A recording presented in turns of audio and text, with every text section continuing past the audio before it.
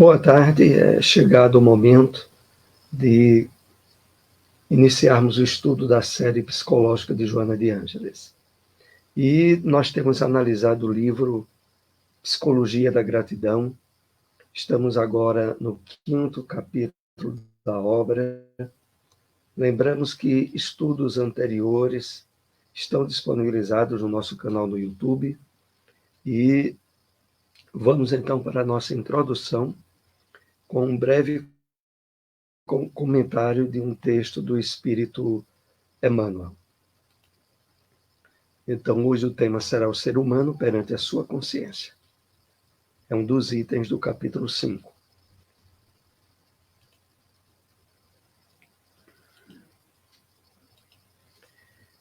É uma passagem da primeira carta aos Coríntios, capítulo 12, versículo 7, onde Emmanuel faz o seguinte comentário: enriqueça o homem a própria iluminação íntima, intensifique o poder espiritual, por meio do conhecimento e do amor, e entrará na posse de tesouros eternos de modo natural.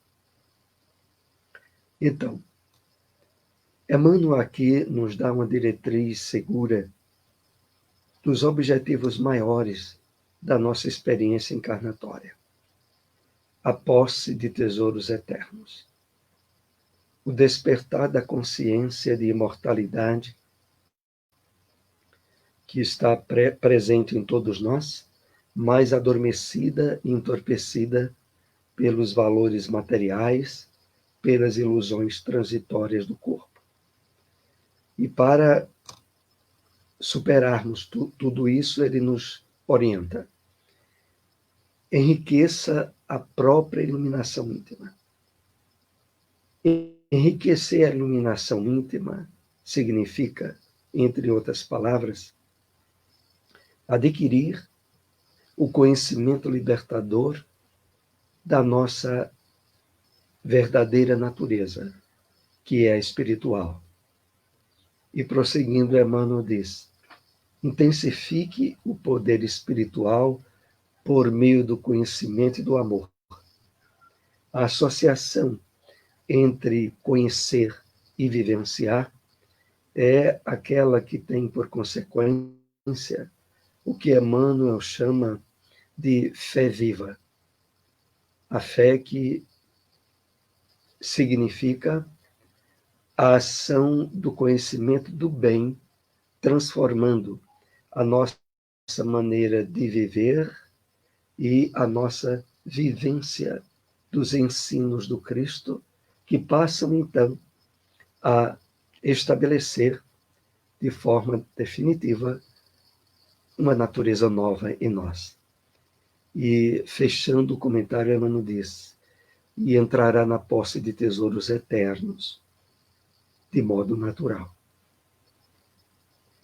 Emmanuel aqui faz uma consideração muito interessante e importante, porque quando ele diz de modo natural, é porque é o caminho, é a diretriz que estabelece essa conquista de consciência de imortalidade pelas vias do bem, do amor, da renovação íntima, bem diferente daquela a qual a grande maioria da humanidade insiste ainda em ter, que é através das dores, dificuldades e problemas reiterados pelo endosso que dão às ilusões materiais, a ilusão do corpo físico e o projeto de vivência naquilo que nós aprendemos nesses estudos de Joana de Ângeles,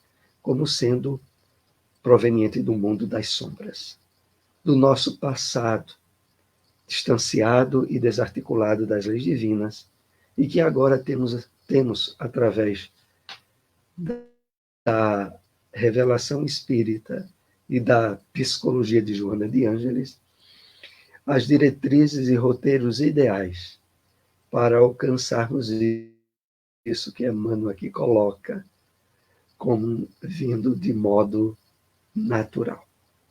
Vamos então para o nosso estudo dessa tarde, que será dentro do capítulo 5º, o ser humano perante a sua consciência, no livro Psicologia da Gratidão. Vamos agora para o primeiro item que separamos desse tópico para comentarmos. Na esteira das sucessivas reencarnações, o espírito aprimora os valores ético-morais e intelectuais, propiciando o desenvolvimento das faculdades, da beleza, da estética, da arte, em diversificadas manifestações que facultam a superação dos impulsos do primarismo. Então, a base na qual as leis de Deus, há a lei do progresso, da qual todos nós estamos vinculados. E nessa lei, dentro do planejamento do amor e da misericórdia do Pai, a reencarnação. Que aqui Joana fala sobre na esteira das sucessivas reencarnações. Através delas, o nosso espírito, naturalmente, vai trabalhando o despertar de diversos valores, éticos, morais, intelectuais. E na medida nessa caminhada evolutiva, paulatinamente vai se dar a superação dos impulsos do primarismo. E isso como regra geral, na qual todos nós estamos inseridos. Prossigamos.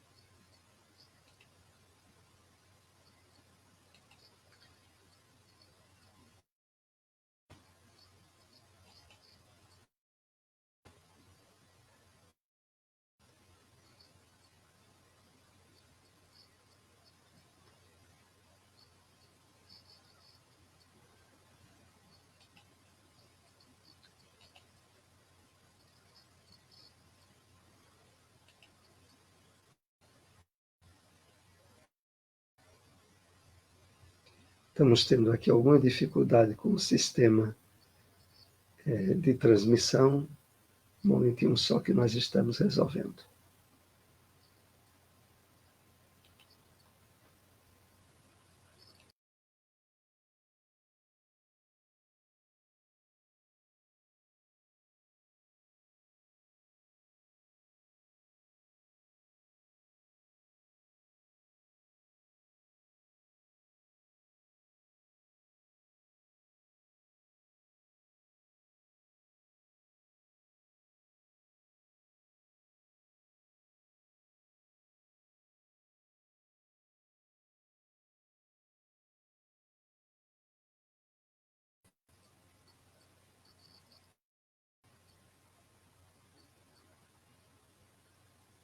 Estamos começando a recuperar aqui o sistema. Estava havendo um problema.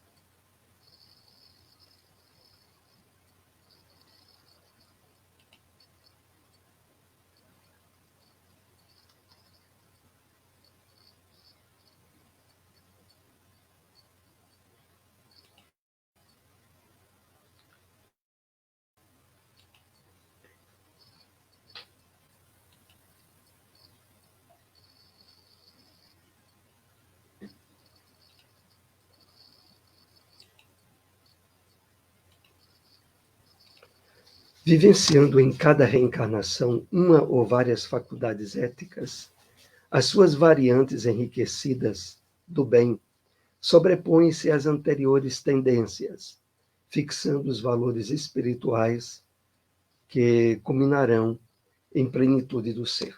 Então, prosseguindo, em cada reencarnação, nós vamos, perante as leis divinas do progresso, vivenciando várias faculdades éticas e suas variantes enriquecidas do bem, que vão se sobrepondo a anteriores tendências, ao mesmo tempo em que vão se fixando os valores espirituais que mais adiante culminarão em plenitude do ser. O que Joana aqui se refere é o encadeamento natural e progressivo, no qual todas as criaturas humanas estão sob o envolvimento e o impacto das leis divinas. E, como havíamos destacado, sobretudo da lei do progresso. Paulatinamente, toda a humanidade evolui, porque esse é o objetivo maior da divindade.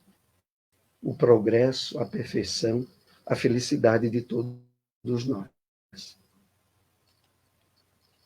Esses períodos, alguns assinalados por grandes turbulências emocionais, despertam a consciência do eu para o conhecimento do si mesmo, proporcionando-lhe compreender a finalidade da existência carnal.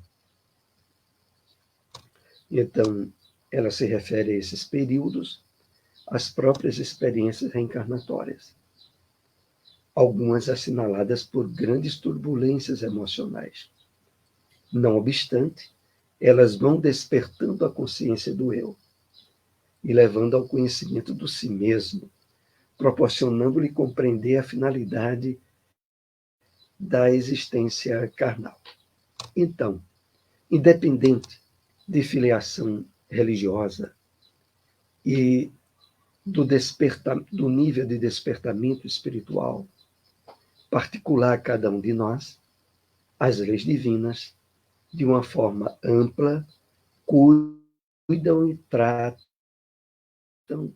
do processo evolutivo de toda a humanidade, ao ponto em que, naturalmente, vai se dando despertar da consciência do eu, do conhecimento de si mesmo, a diferenciação natural que o próprio espírito vai adquirindo pelo conhecimento, pelas dificuldades, pelo próprio sofrimento do processo reencarnatório e desencarnatório também, há todo um trabalho cujo objetivo maior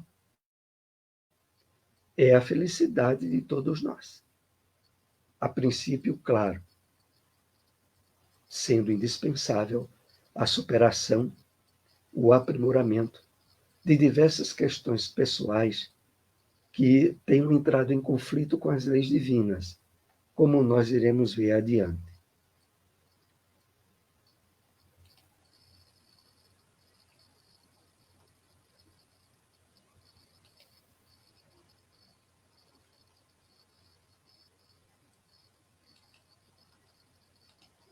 Surge o nobre sentimento da gratidão, com as suas mais simples expressões de júbilo, pelo que se recebe da vida e, posteriormente, pela necessidade de retribuir, libertando-se da posse enfermiça e da paixão desequilibrante. Vamos analisar mais esse tópico.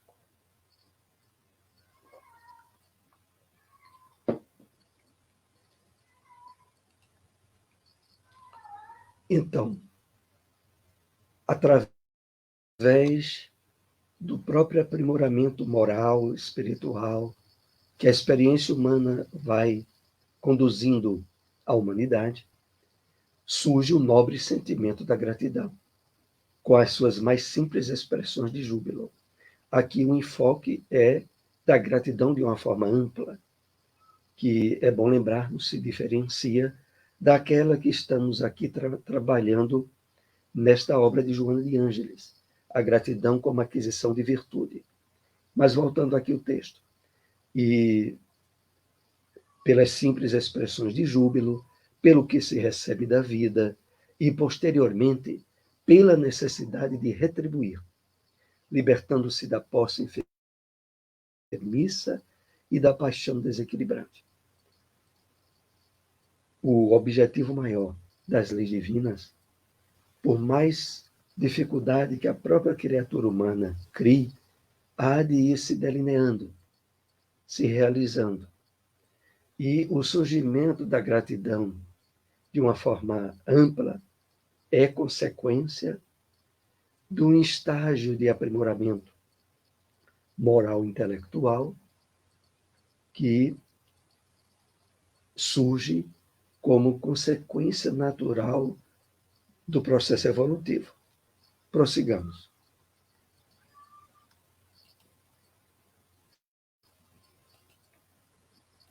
Sentindo essa doce emoção de agradecer, de imediato se é propelido para a cooperação edificante do grupo social, para melhor e mais feliz, no qual a saúde real, independente dos processos de desgastes pelas enfermidades ou pela senectude. Então, chega-se ao ponto em que, ao nos abrirmos ao reconhecimento da bondade, da realidade da existência das leis divinas e do objetivo maior programado por essas leis para todos nós, essa doce emoção de agradecer, a gratidão, é propelido para a cooperação edificante do grupo social, para melhor e mais feliz, do qual a saúde real independe dos processos de desgastes pelas enfermidades ou pela sonectude.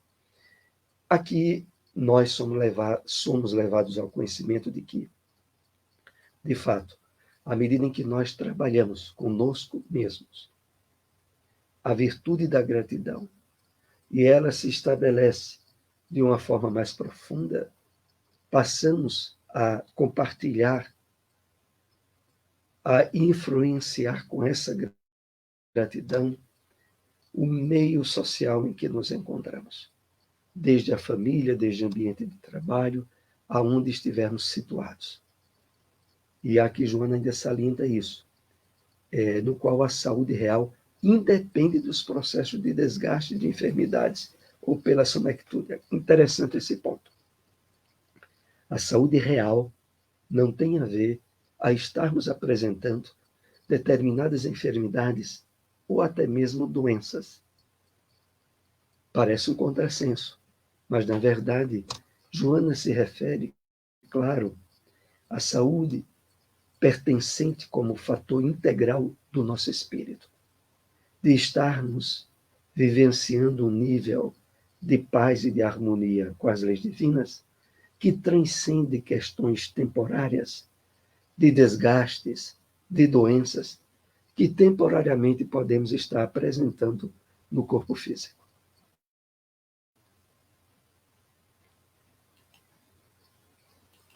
O sentimento de gratidão não se deve apresentar exclusivamente quando tudo transcorre bem, quando os fenômenos psicossociais, emocionais e orgânicos encontram-se em clima de júbilo, mas também por ocasião das ocorrências adversas. Como já estivemos comentando em estudos anteriores, a virtude da gratidão, que aqui começa a ser especificamente trabalhada, ela independe de questões temporárias e transitórias que o espírito esteja vivenciando. De tal forma que, mesmo enfrentando adversidades, dificuldades e problemas, a aquisição dessa virtude não é abalada e a pessoa sente-se grata, não obstante esteja temporariamente em dificuldades. Mas aí, claro, isso já é como resultado do estabelecimento da aquisição dessa virtude, e não mais dependendo dos efeitos transitórios que a vida material pudesse nos oferecer.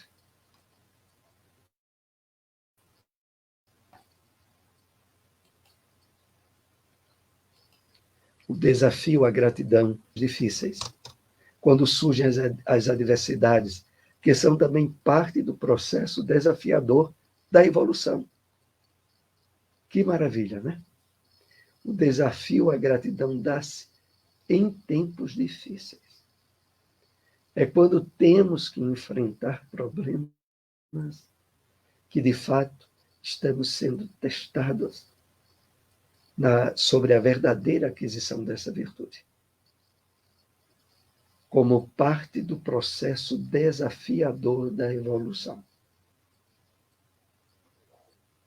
Aqui nós vemos como uma ligação muito bem clara, estabelecida com aquilo que o Evangelho segundo o Espiritismo procura trabalhar em nós, no seu primeiro capítulo, ao falar sobre o ponto de vista. Claro, é imprescindível estarmos trabalhando uma maneira nova de observar e analisar acontecimentos, pessoas e situações, percebendo que a experiência reencarnatória, ela se reveste de vários aspectos, ora dias tranquilos, ora dias desafiadores, e todos eles fazendo parte de um conjunto de aprendizagem imprescindíveis para todos nós.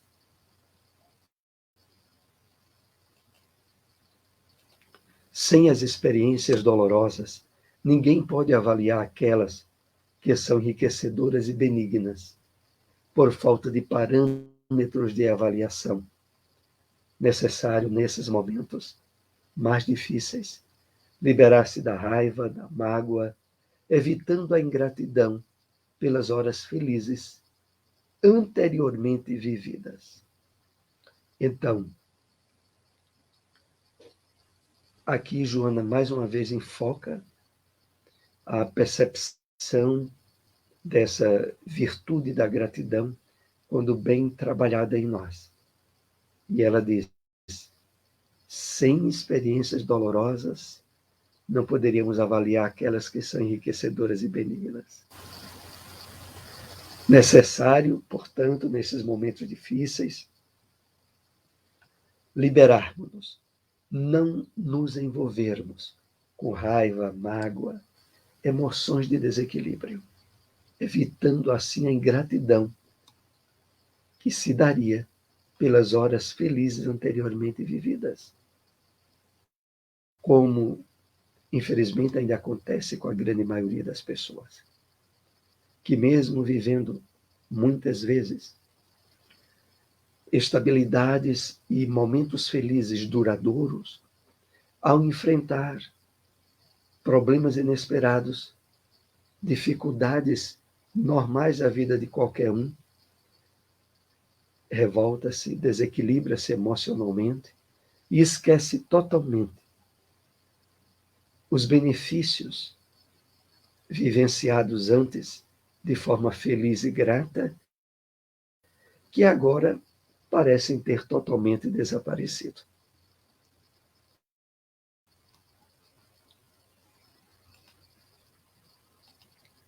Dilatando-se a consciência enobrecida pela lucidez, os arquivos do self liberam os arquétipos celestes, que procedem do primordial, e a gratidão se torna o estado luminoso que enseja a instalação do reino dos céus. Aqui é importante nos determos em vários aspectos que Joana considera. O primeiro deles,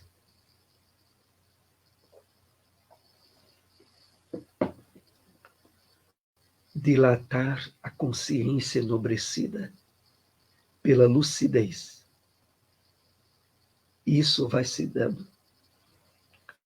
quando, paulatinamente, fazemos esses exercícios diversas vezes colocados nesse estudo da série psicológica de Joana de Ângeles, como a prática da meditação reflexiva, da prece, de percebermos-nos como espíritos em trânsito pelo corpo, mas portadores de um patrimônio de imortalidade, o qual temos na revelação espírita os instrumentos mais adequados para a eficaz utilização do tempo que nos é emprestado pelas leis divinas em cada experiência encarnatória.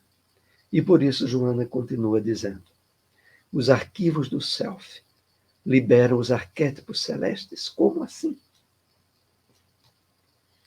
É o resultado, daquilo que foi vivenciado e expresso pelo apóstolo Paulo em uma de suas cartas, quando ele diz que já não era mais ele que vivia, era o Cristo que vivia nele.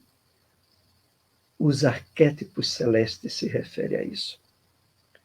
Se refere aos padrões e modelos profundos no nosso psiquismo, provenientes do Cristo interno em cada um de nós. Os arquivos do self liberam os arquétipos celestes, que procedem do primordial. Do primordial, entendamos aqui, como procedentes da divindade, de Deus. E a gratidão se torna um estado luminoso, um estado de profunda conexão com o sagrado, com o espiritual, que enseja a instalação do reino dos céus.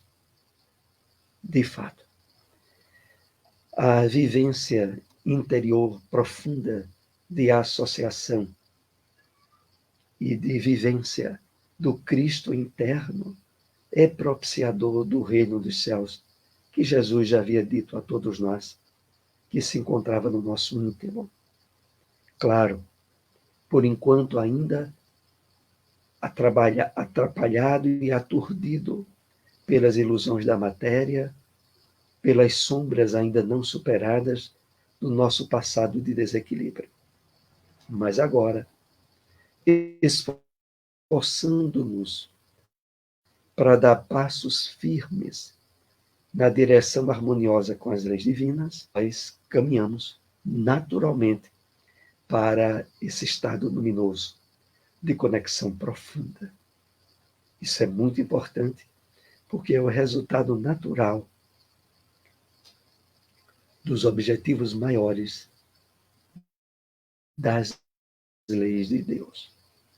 Nós estamos assim chegando ao término do nosso estudo dessa tarde, profundamente gratos por todos aqueles que nos acompanharam.